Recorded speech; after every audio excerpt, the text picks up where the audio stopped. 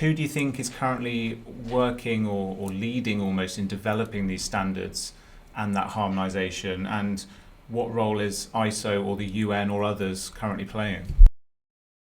Yeah, you're starting to see a lot of going on. And what I like is the references going on back and forth. So you ask who the leader is.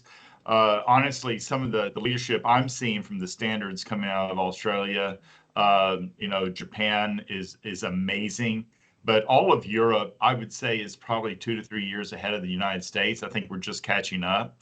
But as we pull this together, and we have like the Hydrogen Council that we had earlier on in the show coming together, we are bringing in the thought leadership together, and everybody's starting to nod their head on the best standards to approach. And so you're starting to see a lot of references between all this. I'm starting to see more and more in the U.S. government taking some of the standards from Europe and from Asia and putting it together. So is there one group, one agency really leading the global standardization? I would say it's actually like 4 or 5 groups pulling that together. But I do think by the end of this year, you're going to see a lot of this stuff coming together with the unified approach, because we have to have it if we keep talking about the 2030, infrastructure needs.